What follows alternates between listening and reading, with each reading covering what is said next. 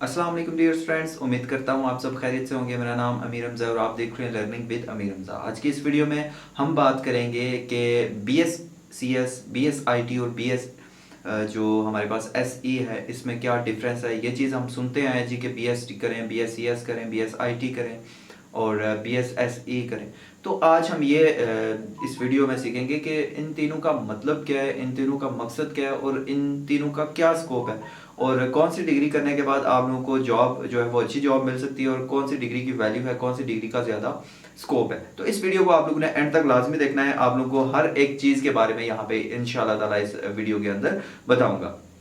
अब यहाँ पे अगर देखा जाए तो जो यूनिवर्सिटीज़ होती हैं वो ऑफर करती हैं BS प्रोग्राम जो होता है वो 8 सेमेस्टर के ऊपर मुश्तमिल होता है और इसमें 4 इयर्स जो है वो लगते हैं, यानी 6 महीने का एक सेमेस्टर होता है। तो इस तरह 8 सेमेस्टर आप लोगों के पूरे लगते हैं। और अगर आप लोग BScs, BSIT या BSSE कर रहे हो तो आपके 7वें सेमेस्टर के अंदर प्रोजेक्ट आता है, जो कि आखिरी 2 सेमेस्टर के अंदर आप लोगों को क्या करना पड़ता है, प्रोजेक्ट को परफॉर्म करना पड़ता है। तो सबसे पहले अगर मैं बात करूं BSIT की, तो ये फोकस किस चीज़ के ऊपर करता है, focus on ability to design software expert in performing operational development. और इसके लिए टूल्स कौन सी इस्तेमाल होती हैं, tools and application maintain install computer application.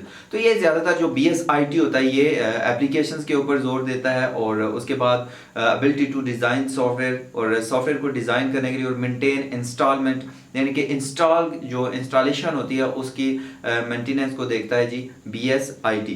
अब इसके अंदर कैरियर जो है वो कौन कौन सी अपॉर्चुनिटीज़ देता है, कैरियर के अंदर कौन कौन सी चीज़ें हमें जो होती हैं वो, इसके लिए web hosting, data communication, network system analysis. तो ये चीज़ें जो होती हैं इसमें आप लोग जो है वो मास्टर क्लास बन जाते हो। और उसके बाद अगर देखा जाए इसके स्कोप के बारे में तो बहुत ज़्यादा स्कोप है जी।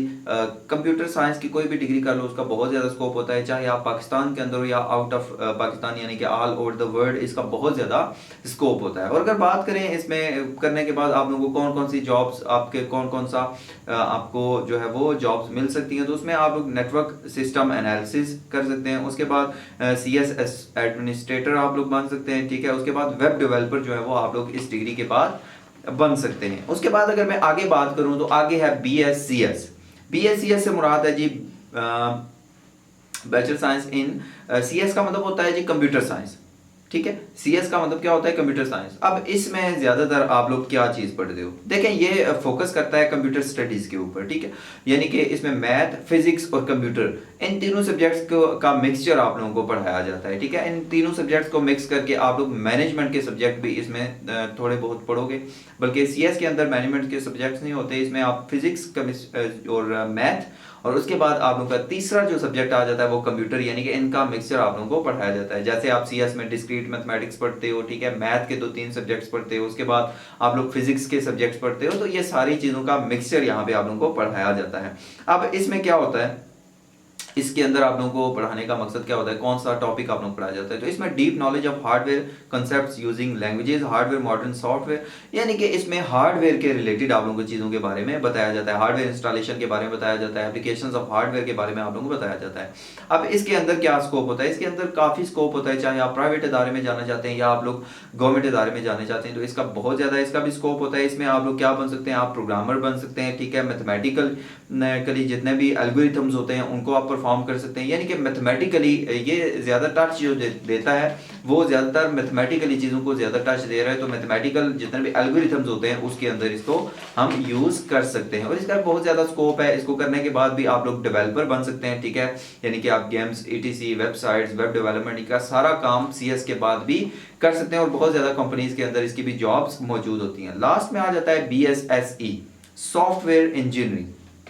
अब जैसे ये नाम से ही है सॉफ्टवेयर इंजीनियरिंग, तो इसके अंदर आप लोगों को जो सिखाया जाता है वो सॉफ्टवेयर डेवलपमेंट के हवाले से सिखाया जाता है, यानी कि सॉफ्टवेयर को कैसे बनाया जाता है उसके हवाले से जितनी भी चीज़ें होती हैं, यानी कि कोड्स एंड डॉक्यूमेंटेशन, ठीक है। यानी कि कोड किसको कहते हैं, ये जो हमारा कोड होता है ना जिसमें हम सॉफ्टवेयर बनाने के लिए जितना भी लैंग्वेजेस को लिखते हैं, HTML, CSS PHP, जितने भी लैंग्वेजेस यूज़ होती हैं ये सारा कोड होता है। उसके बाद डॉक्यूमेंटेशन के ऊपर काम किया जाता है। उसके बाद मेथड्स एंड प्रिंसिपल्स के बारे में जो है वो इसके अंदर हम पढ़ते हैं आप लोगों के BSSE के अंदर। उसके बाद अगर देखा जाए इसका स्कोप के हवाले से तो ये क्या करता है, इसका स्कोप बहुत ज़्यादा होता है। ये मिनिमाइज द कॉम्प्लेक्सिटी, और इन प्रोजेक्ट्स, जितने भी प्रोजेक्ट्स होते हैं ये सॉफ्टवेयर इंजीनियर्स को दिए जाते हैं। उनके अंदर जितनी भी कॉम्प्लेक्सिटी होती है, जितनी भी पेचीदगी होती है, उनको सॉफ्टवेयर इंजीनियर्स जो हैं वो उसको मिनिमाइज करते हैं, ख़त्म करते हैं।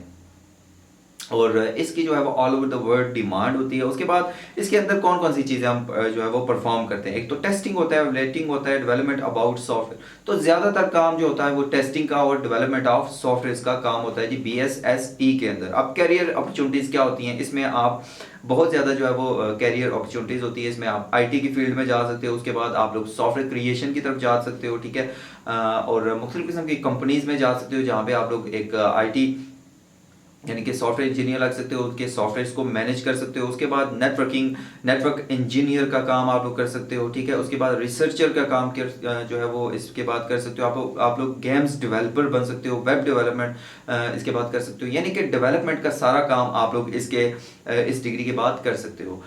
इस डिग्री की जो कंप्लीट चीज़ होती है वो कितनी होती है, कंप्लीट जो हमारे पास दौरानिया होता है, हमने अभी देख लिया कि 8 सेमेस्टर के अंदर इसको हमने क्लियर करना होता है। और एक हमारे पास प्रोजेक्ट आता है इस डिग्री के अंदर, जिसके बाद जो है वो हमें डिग्री मिल जाती है। होप सो आप लोगों को तीनों चीज़ें क्लियर होगी होंगी। BSIT जो होती है वो इंफॉर्मेशन टेक्नोलॉजी को ज़्यादातर बेस करती है। BSCS जो मैथ, फिजिक्स और कंप्यूटर का मिक्सचर होता है, इसमें ज़्यादातर हम मैथमेटिकल एल्गोरिथम्स को पढ़ते हैं, ठीक है। उसके बाद जो लास्ट था वो सॉफ्टवेयर इंजीनियरिंग था, और सॉफ्टवेयर इंजीनियरिंग में हम सॉफ्टवेयर डेवलपमेंट का काम करते हैं। लेकिन तीनों में जो मेन चीज़ होती है वो डेवलपमेंट का काम जो है वो तीनों में कॉमन होता है कि आप लोग एक डेवलपर बन सकते हैं एक डेवलपमेंट का काम करने के बाद। तो होप सो आप लोगों को यार कुछ चीज़ें क्लियर हो चुकी होंगी, और अगर आप लोगों की किसी और चीज़ में कन्फ्यूजन है तो आप लोग कमेंट बॉक्स में मुझे बता सकते हैं।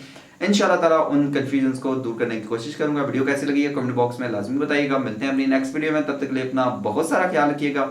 अल्लाह हाफिज़।